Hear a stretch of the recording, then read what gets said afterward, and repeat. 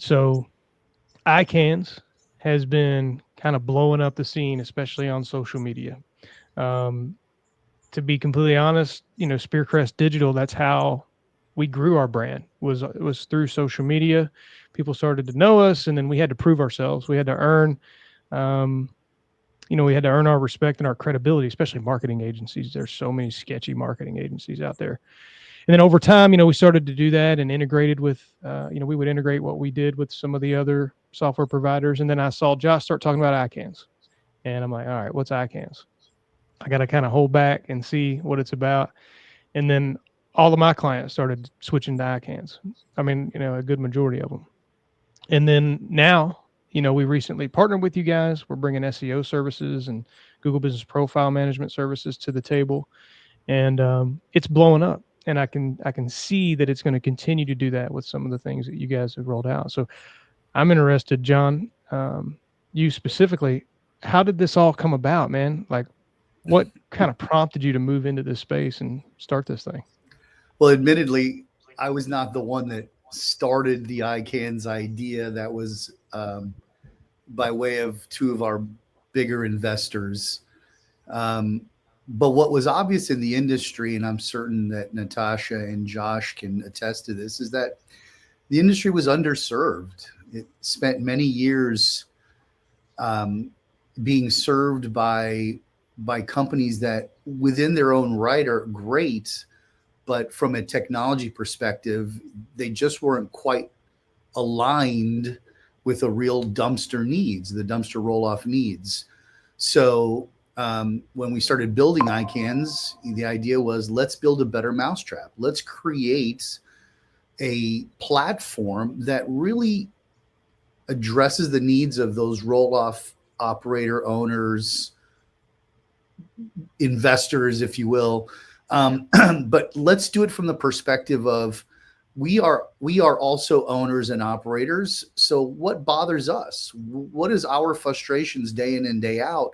And let's build a solution around that that addresses those frustrations. And I think people have gravitated to that because they see the simplicity of the platform. They see the challenges we're addressing. They see the ease of use in terms of being on the road and still managing dispatching and doing your own jobs as even a single owner operator. Um, and I personally, I think that's what draws people initially to the platform. Josh, Natasha, what do you guys think? I agree. I mean, that's what drew me, right? And initially was the idea of a new software that actually listens to their customers versus tells us what we need.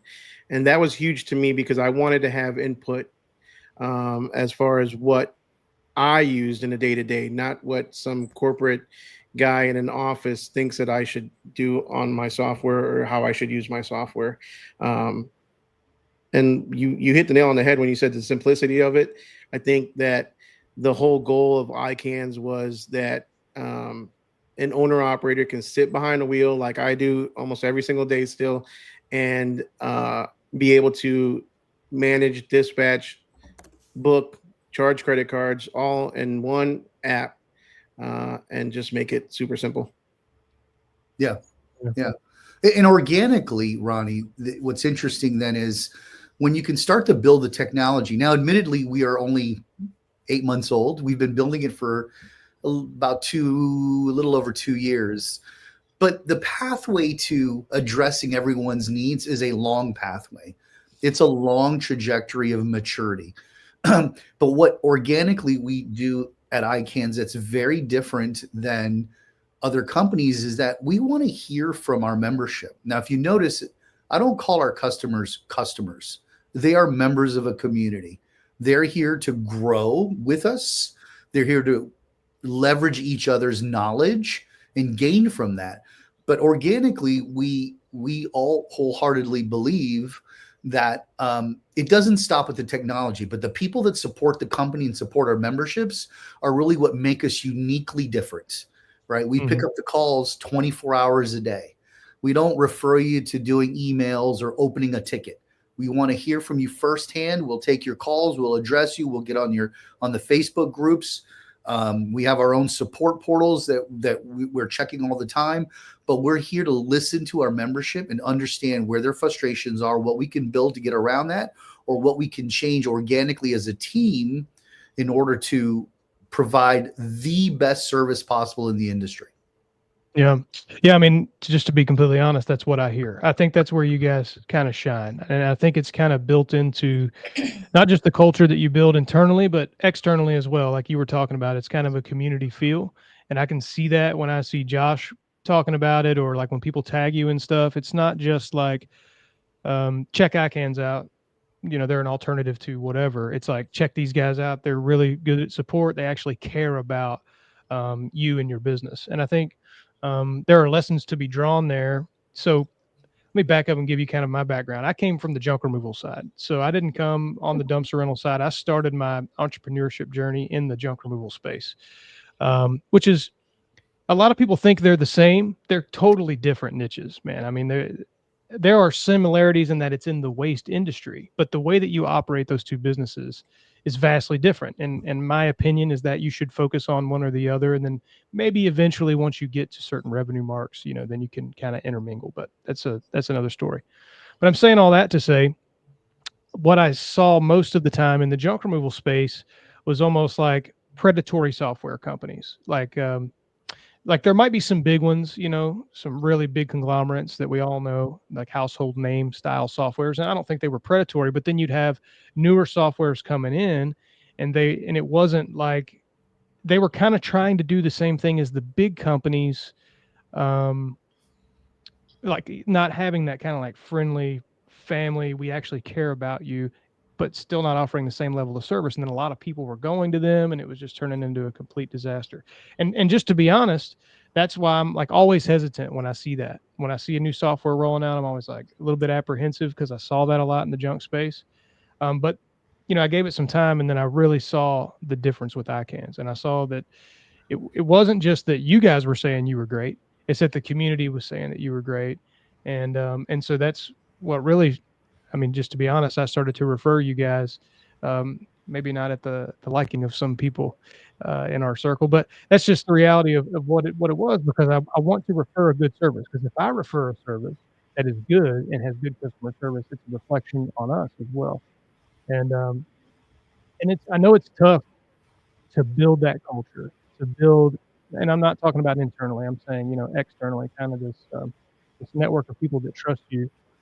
As a marketer, it's something that we try to do. So, like when we send out welcome emails to new clients, we don't say thanks for being a Spearcrest client. We say welcome to the Spearcrest family. And I think addressing them in that way and letting them know, like, look, we're not perfect.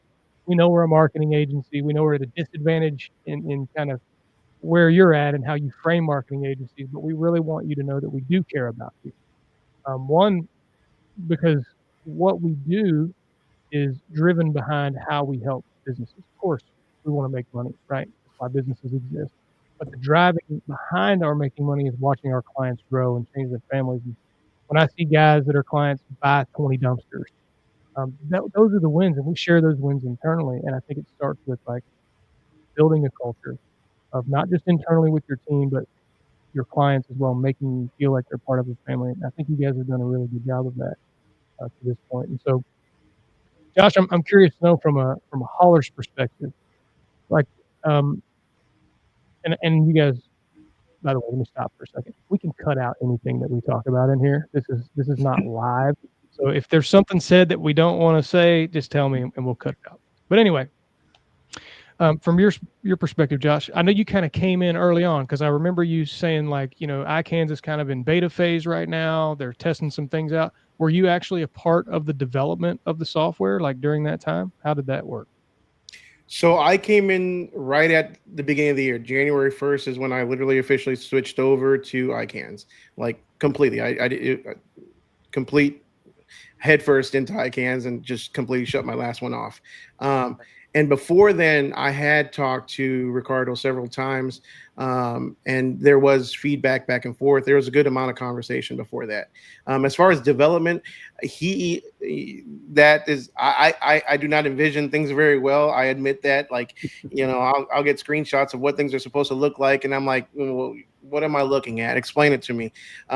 So I'm not good at that side of things. So I'm glad, but I wasn't involved in development. However, there were features that I was like, dude, guys, I absolutely need this. This is a definite no brainer. Like, we need this in order to even just stay legal, pay our taxes, things like that. And so, I had some to do, I guess you could say, with some feedback. But going back real quick to what you were talking about earlier about a family, I did want to mention one thing. The dumpster industry is it's almost like a brotherhood. And don't get me wrong, there's plenty of females in the industry too, but it's just like, it's unlike any other industry I've been a part of. And I mean, I've been in business for over 25 years in one way or another in multiple different industries. And like, there's just such a good camaraderie in this industry, and to have a company to come in and reflect that and be able to immediately be a part of that and be embraced by the industry, it speaks volumes for both the obviously industry itself and the brotherhood, but the company as well. And so I just thought it was interesting that you brought that up, and that you can see that, because being in it 100%, I see it every day, where people are networking together, working together, and like, hey, what are you using? And there's no competition. Like, I've talked to people right down the street, and I've suggested, vendors and software and equipment, and they're my competition, but yet it's not us versus each other. It's us versus the big boys, by the big four or the big waste management type companies. So appreciate you bringing that up. Yeah, no, look, I see that. I see the dumpster rental industry kind of leading the charge in that way. So, I mean, as a marketer, I'm in a lot of different niche groups, and, junk removal was where we were for a long time. And just to be honest, I've publicly said this, we're moving away from the junk niche as a marketing agency. And I'm forever grateful for that industry for allowing us to get started. I think the reason we were able to get started there is because I owned a junk company, and I kind of, like, a lot of people knew me through that. But I don't see the same level of camaraderie that I do in the dumpster rental space. Like, I'll give you a good example. I see you and Dylan all the time, like putting your stickers on each other's cans, and like, like joking around with each other. But then you're also doing videos together and adding value back to the community. And then, like, I saw a post the other day in Charlotte where all these, 8 or 10 companies came together for a meetup. I think you guys, by the way, may have set the tone for that. But they met up, 10 competitors meeting up, all talking good about each other, talking about how they can help each other.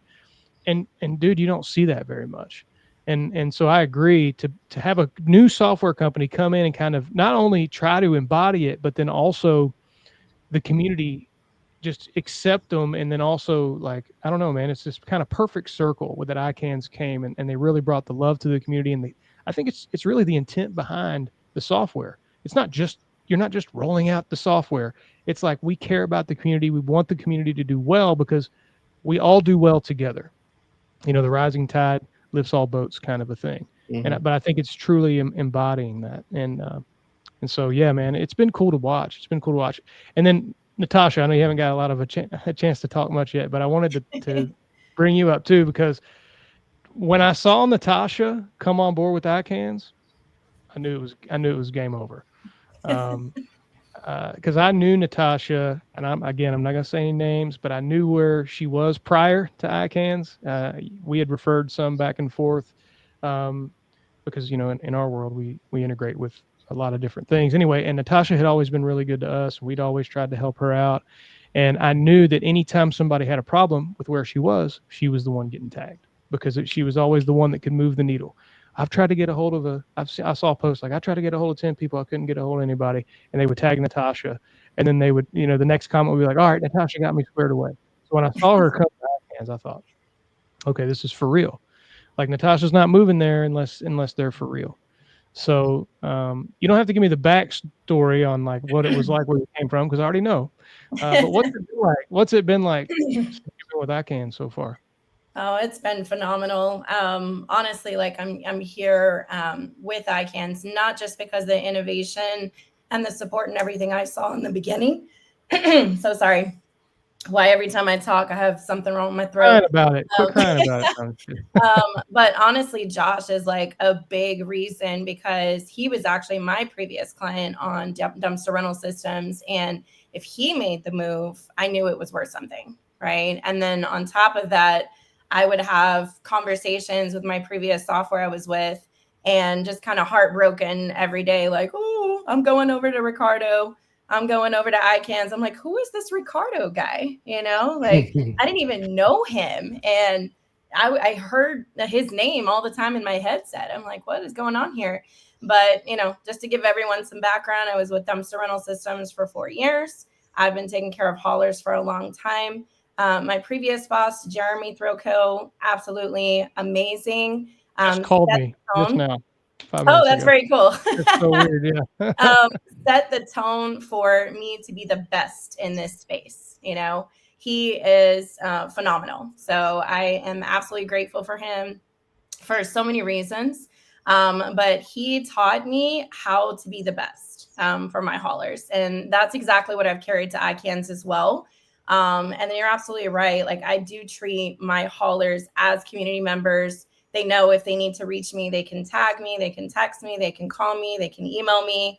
I'm there for them. And the rest of my team carries that same precedence as well.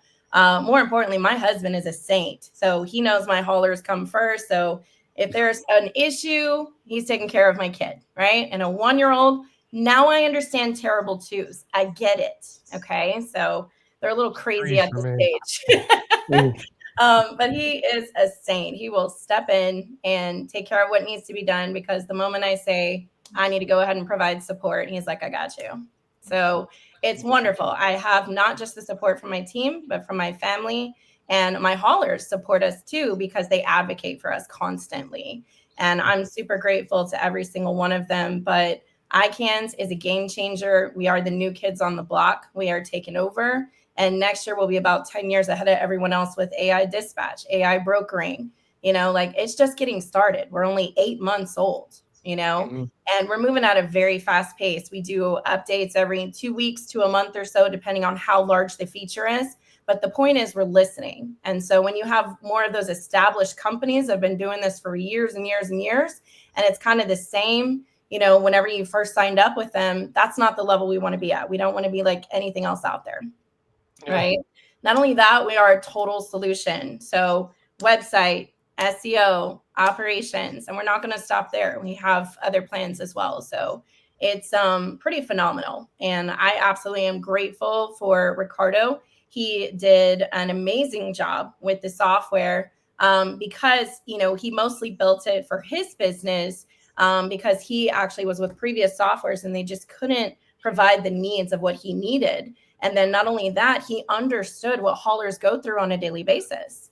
And so being able to do the flexibility of assigning pricing to territories and assigning assets in certain territories and not fitting you into a certain way of working, allowing you that flexibility. If I could summarize iCans, that's really what it is: tailoring to your needs and not fitting you into how somebody thinks you should operate, right?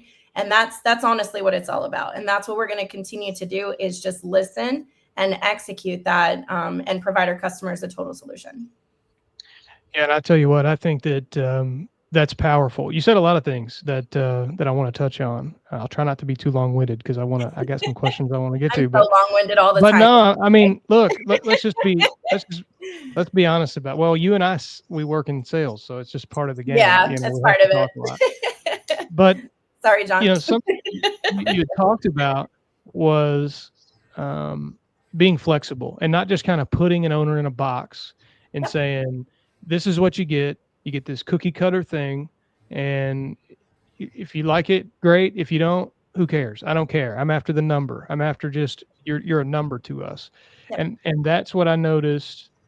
One, that you guys are kind of embodying, but two, that's how markets are going now. So the companies that you are seeing excel Now, if they're already some huge conglomerate, I'm not talking about them. I'm talking about the people that are new, they're innovating, they're trying to change the game, they're trying to move the needle quickly, are the people that are adapting and being flexible in the service that they offer. So one example, and John, you brought this up, was we're not just going to put you in a queue and create a support ticket and we'll get to you when we get to you. Now you might have funnels, right, to put people like, hey, this guy needs some help, but you guys are responding to those things quickly. Yes. It's easier when you're a smaller company because you're more flexible, you're able to adapt, and you can move a little bit quicker. It's kind of a competitive advantage, which we talked about, I think, like on our last episode. Being a little bit smaller allows you to do that. But the companies that you see crushing are the companies that embody that throughout their entire life cycle, through the entire growth process of their business. And it's something that as a marketing agency, we've been tempted to do, is like, we get a lot of support requests and it's like, well, let's just put them in a queue. We'll kind of work through them as we get to them. But I think that actually is a disadvantage for us. While it might clear up our calendars and allow us to kind of work more efficiently, it signals to our clients that you're a number. You're not really a priority. And so if we get to a place where we can't take care of a need within 24 to 48 hours, we've gotten off the rails. We haven't prioritized the needs of our clients well, and maybe we just need to staff better or come up with a better internal process. And I think that really makes a difference for you guys. But I could go down that rabbit hole all day about business processes, but you hit on something that I'm going to shift gears a little bit. And I kind of want to make this next piece a little bit more personal. So you talked about your husband and how he's able to step in and kind of fill the gap. And I know that you work in iCans. You don't necessarily own the business, but you're a crucial part of the business right now. You're driving in sales, you're landing deals, and so having a spouse that can come in and help you do that. We lost John. Uh-oh. I thought he was frozen, but I didn't want to say anything. I thought maybe he was just giving me the 1,000-yard stare. I think he froze. Hang on.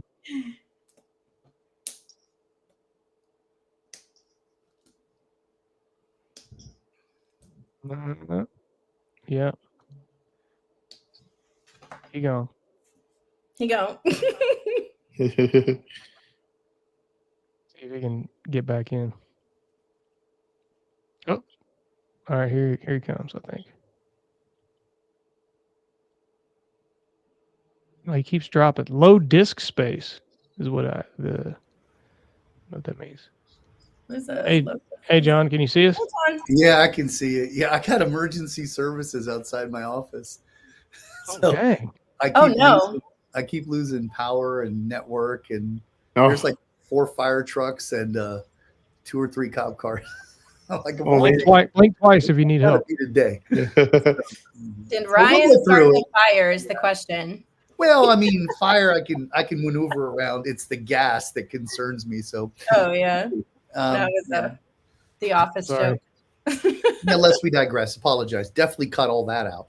So. Oh no, you're good. We'll make sure it's like the center point. That's the only clip we'll share, is where you just disappear off the screen. Right? Like, yes. John has left the chat.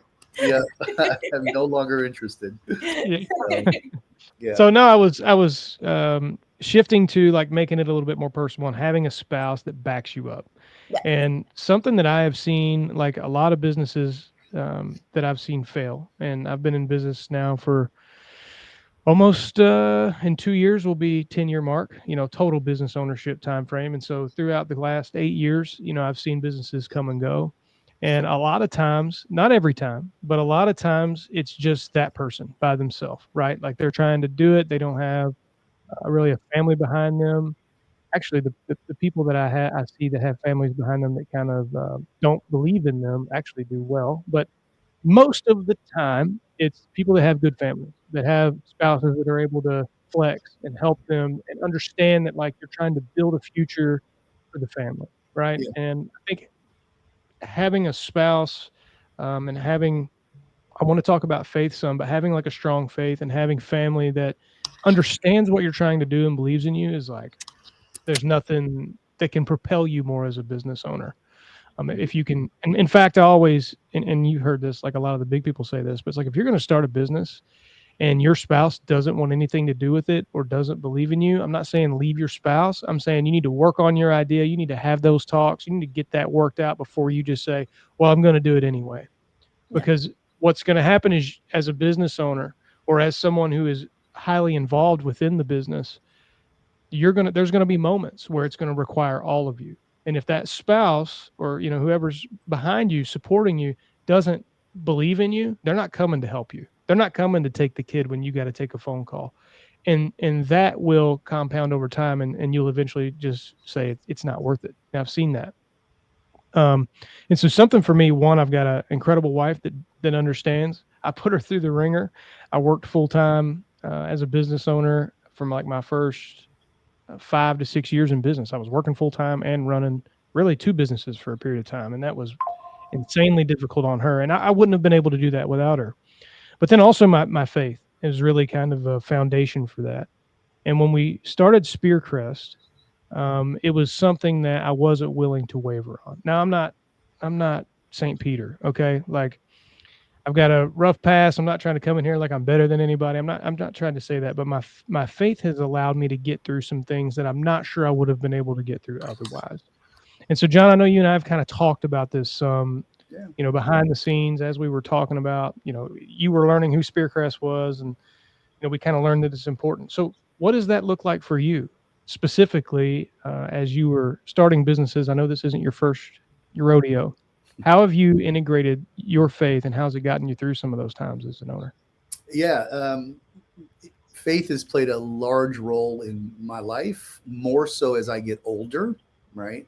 Because I have more time to really think and reflect, and my reflections come in a different way. It's a more thoughtful approach than when I was younger and running in every direction. Family is important. My entire family, wife, kids, my extended family, we are all very much a faith-based family. So we learn how to lean on each other and pray together, right? And for me, I don't push my faith onto those that I work with or those around me, but I let it reflect through the way I carry myself. So we had talked a little bit about showing grace. In fact, we were in a meeting earlier together, and we had talked about a particular member that we make every effort to show grace and give opportunity and to enrich that person with the knowledge and the information they need to move forward. And if they choose to not respond, then we have to make a business decision, not a faith-based decision, right? Because we do have at some point cut the line and shift into the business way of doing things. Looking back in my years, there have been many times where I've met with my pastor, obviously I've met with my wife and my kids, just to gain perspective, right? Because if you don't allow yourself to receive perspective from other directions, albeit from your spiritual side or from your home side, I think what happens is that you become one-sided. And to the point that you had made, you really got to get the buy-in, and if not anything else, the support or draw the motivation from the strength and the courage that other people show in you for you to make the right decisions to move forward, right? So some of the companies that I had started in the past, it took a lot to take that first step, right? But with a lot of prayer and a lot of reflecting and a lot of talking to the wife and to the pastor, I made those decisions. Were some of them right or fruitful? No. I mean, not every business I had was exceptionally, successful. There were some that did very well. But a lot of it was just it was just a thoughtful execution, and to remember that your growth is dependent on a lot of external factors, and to learn to appreciate what those factors are and then to pass those things forward. So you saw in today's meeting earlier that we had, and I always share with Josh, Natasha, Ricardo, and everybody else, that we have to learn to enrich each other. If we're going to grow as a company, we have to enrich each other. And whether that's through more wisdom coming from me with all these gray hairs, or bringing faith into the equation. The way we enrich each other is that we show each other respect and consideration. We lead from a place of nurturing, a lead from a place of growth. We don't beat anybody up or try to tear people down, right? Every opportunity that we get to work with someone who's challenged at the moment, and look, we've all been there. We've all bowed our heads down and said, man, this is going to be a rough day, right? Or, gosh, if that person would just do what I would tell them. No, it's taking a step back and saying, how do I navigate this? And faith helps in that respect, to help you just draw a different perspective about how to deal with folks and how to encourage people to proceed in a more positive or a different direction that brings together all of that camaraderie that we want to try to build. It's reflected in the fact that we have a membership and not a customer base. It's reflected in the fact that I always try to work with customers who are frustrated, and I want to speak to them directly to see how we can encourage a positive growth going forward. And it's always with the staff. I love every single one of the folks that are on the iCans team. They are incredible people, but every once in a while, I also impart a little bit of, let's talk about what it means to interact with people, to show them encouragement, to show them a little bit of, quote unquote, love, right? To work with people from a positive perspective all the time. And yeah, are those some that fall out? There are some that fall out, but that's how we move forward. Yeah. No, I think that's good, man. And I think that's probably the best explanation I've heard of how you kind of integrate the two, because there's this, you don't want to go pushing things on people that maybe they don't agree with, or maybe they're just not there yet. And so I think leading with love is the way to do it. And kind of like, it's tough. So I tell my guys, we say, we love, I love you, bro. Be careful. Like, we're always telling each other we love each other, and we do. We really care about each other. And I'm going to use my team as an example first. But, there's 4 of us in the office, and we do care about each other. And sometimes love is hard, and it's got to have, if you really care about someone, you've got to be willing to have difficult conversations. But I think leading with it and really meaning it and leading by example through it, as a business owner, gets you through a lot of jams. Because even clients, man, like, we'll have people, we're a marketing agency, so like, we've been called scammers, and like, we're not doing what we, all that. It just is what it is. It comes with the territory. We're callous to it now. But even in those instances where people feel that way, they might be angry in the moment, but the fact that we care about them, and I'm not saying that we love them personally, but we really do care, and we really do make an effort, and kind of falling back on our faith, even if that person makes us super mad. Like, even if they're like saying bad things about us, and just going, look, I understand you feel that way, but we're not going to engage with you, man. We really do want the best for you. We understand we're not the best fit, and we really do wish you the best. You know what I mean? Like, I know it didn't work out, and you know what? That is what's really saved our reputation. It's not that we're perfect and that we're the best SEO agency to ever exist. I would never claim that, but it's the fact that we care about people. And I think that a testament to like what you just described is what you're seeing through iCans, because you're bringing people in that care about people. Josh is well known for actually caring about people. And so you're surrounding the iCans brand with people that are known for caring about people, and so, no, I think that's good. I wanted to shift a little bit. So we're like 34 minutes, and I know you guys have lives, and Josh doesn't want to talk about SEO all day. So now I wanted to shift. So you guys are growing. You're 8 months in. You're seeing a lot of movement. And by the way, I can get a really good pulse check of the industry by going in like maybe 3 or 4 different Facebook groups and seeing what people are saying. Overall, excellent. Like, every now and then you'll get somebody that hates you. Like, same with us, we might get 10 people that say we're great and 2 people that say we ruined their business, but it just is what it is. However, the pulse check right now for iCans is great. And based on, some of the meetings that I've been a part of so far and conversations that I've had, I can see a really good future ahead. So I know you can't reveal everything, but what are some things that you guys have coming up? What are some goals that you guys are trying to reach? What are some things that you can share, just so that people can kind of get an outlook on, like, all right, I see iCans is growing. What's next? What's that Yeah. look like? Yeah. So, I mean, there are some things I will certainly share that we're pretty proud of, right? So we're looking now to move into the next phase of growth of our business, which is to get into the recurring side of the industry. For us, when we think about the ad hoc or the one-offs that we currently do and do it well, we have the bigger players who are more of a recurring or repeat business. So we want to start building more features and functions to address their needs. So that's number one. Number two is that we recognize that people want to do things in a much easier way, particularly when their customers, so our members' customers, want to order things online. So while we currently do online ordering today, we want to improve that capability and make it even more seamless, even easier to integrate with their existing websites if they don't get a website through the iCans channel. So that's from a functionality, immediate functionality here. We're talking about within the next few months.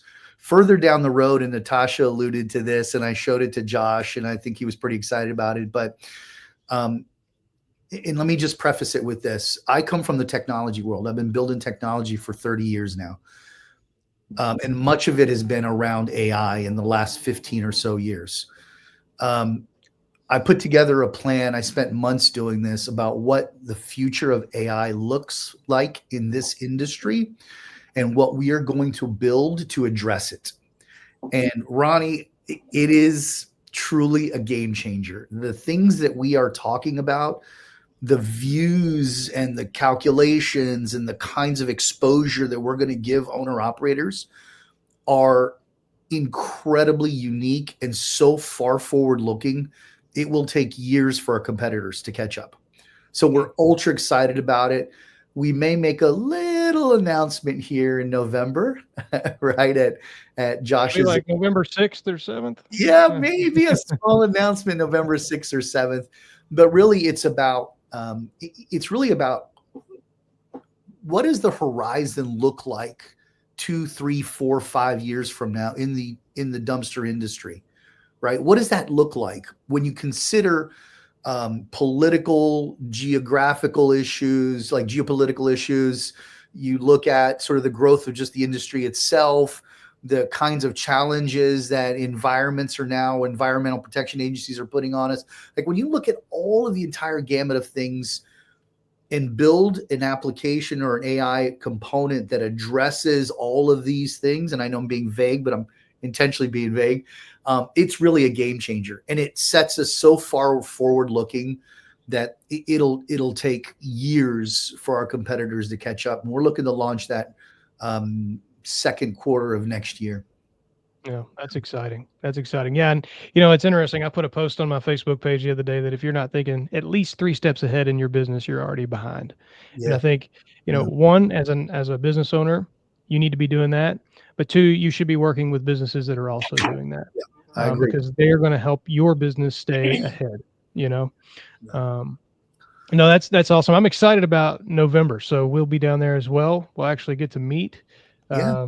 For anyone listening to this that does own a dumpster rental business, or we had some junk removal businesses there last year too. So if you're in the waste industry, I guess that's maybe the better way of saying that. The Dumpster Expo in Ponder, Texas, just north of Fort Worth, is happening November 7th and 8th, right? Yes. 7th, not 6th and 7th. Okay, 7th and 8th. Awesome event. I mean, last year was really cool. Just one, Texas is cool. I love the state of Texas. If there was anywhere I was going to move in the United States outside of Kentucky, it would be Texas. I don't know what it is, man. I like the cactuses and the heat. So, but no, I mean, that's a really, really good event. And Josh puts in an incredible amount of work that is unseen. It is I'm sure a thankless job in a lot of ways to put that together. But the speakers that you're able to bring into that, and the business owners that come and get real value, the vendors that you're bringing in, it's just a really cool event that you guys put together. So if you're watching and you're not going to be there, come check out iCans. You'll get to meet the team and meet Josh. It's going to be a good time. Yeah. So we're at 40 minutes, guys. I know that I know you got stuff going on. I appreciate your time. Is there anything that maybe you guys wanted to talk about that I didn't bring up? Again, I don't take notes. I don't have like an outline. So maybe there's something I didn't ask, but I'll kind of open the floor up. Is there anything in particular you guys wanted to touch on?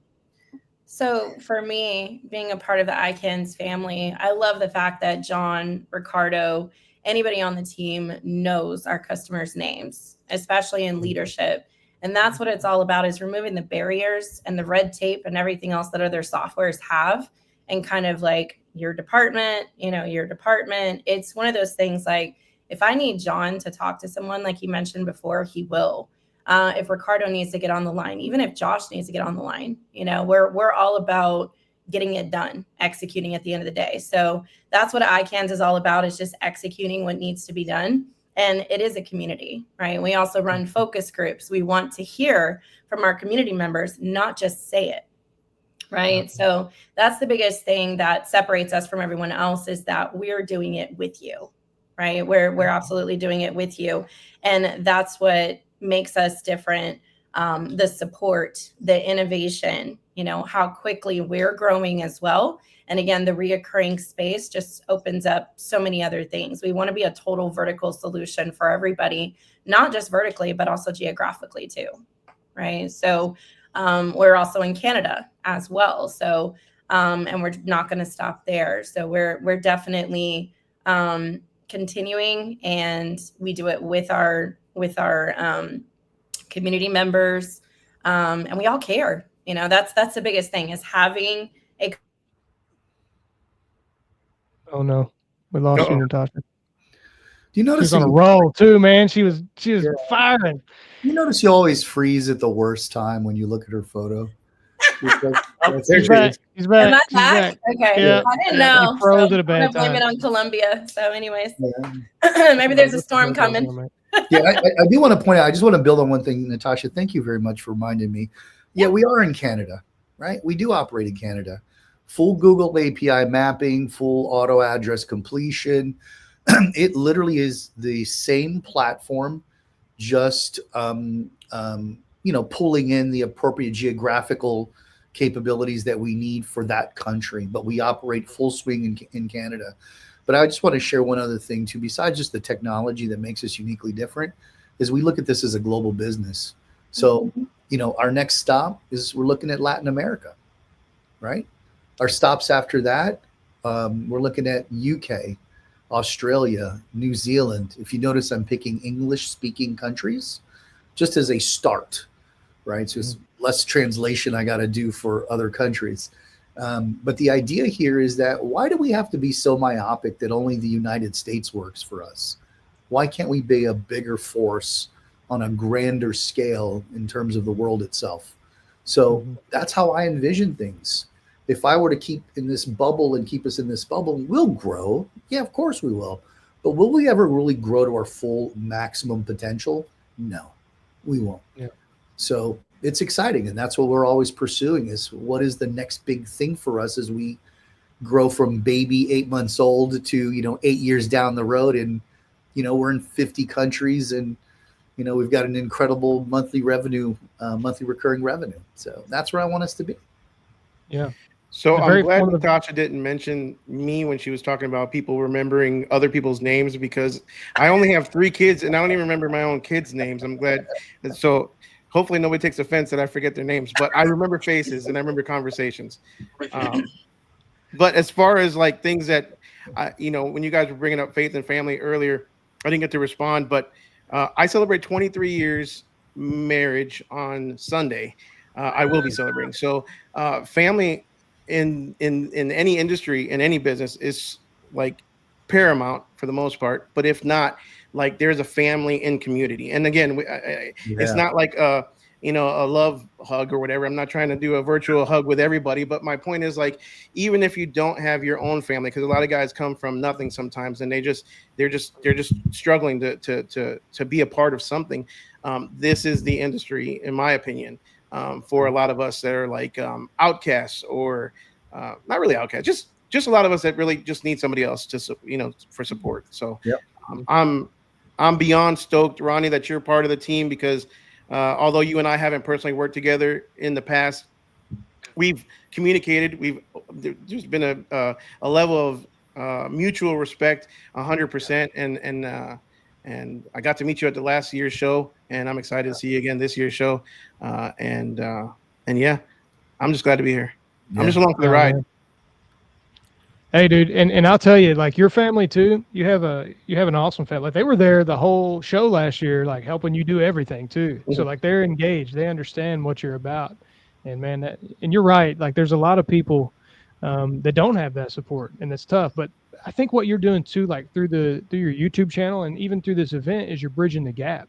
It's like you're showing them that there's opportunities for, like, there are people out here that want to help you, and that you can lean on and learn from. So, I mean, I think honestly, dude, it's a testament to the people and how they speak about you. And it's not, again, your reputation is earned over time, and you've done a really good job of that, man. And so I appreciate you. Like you said, we never worked together, but we've done a lot of conversing. We've helped each other out. You've given me good insight. You gave us the opportunity last year to even be there. Like, I didn't know anything about it until Daniel called me one day and he's like, "Hey, call Josh." And so no, I mean, I'm forever appreciative of that, man. That's been great. So I don't have anything else I really wanted to ask you guys. I wanted to give you all kind of an opportunity to throw it all out there. And I'm sorry if I didn't kind of you're fine. go down the list. I just didn't have an outline. So, but I do that intentionally because I think sometimes outlines make things a little bit more rigid. So I appreciate you guys hopping on, man. I know everyone that is represented here are some of the busiest people maybe in the dumpster game right now. So you know how it goes. Not really. What do you say? Not really. Yeah, right. We'll take a nap. Yeah. I'll take one from you. Too is to shout out the rest of the iCans family too that couldn't make it today. So Danny, Ricardo, number one, the brains behind it all, definitely needs a shout out. He's constantly not just continuing to build, but provides the support too. So really want to give him a shout out. And then Danny, of course, she is my rock. So Danny, if you're watching, really appreciate you. And the rest of our iCans family, our developers, everybody. So it's really just doing it together, and we're going to take over. So get ready. About your luck. Yeah, no, it's good. I'm glad you brought those people up. Ricardo and I have talked, and he is a brilliant mind for sure. Yes. I mean, he is, some of the things that he's thinking, he's really forward thinking, and he's thinking about like what's the next move. Especially like my brain doesn't operate, even though I'm an SEO guy. The technical, mathematical kind of future-looking engineer brain, I don't have that, and he does. And so the conversation that we had was really good. I mean, I can see why, from a technical standpoint, iCans has done so well with that guy in your corner. So, guys, thank you so much for coming on. I appreciate it. This has been a fun conversation. And I'd like to have you guys on again at some point. Maybe not as a team. Maybe we can do some individual stuff. Absolutely. But anyway, it's great that you all are here, and I'm looking forward to meeting you in person in a couple months. So awesome. Ronnie, thanks for having us. Thank you so much for having us. I will see all of you all soon. All right. Sounds good. Bye. See you.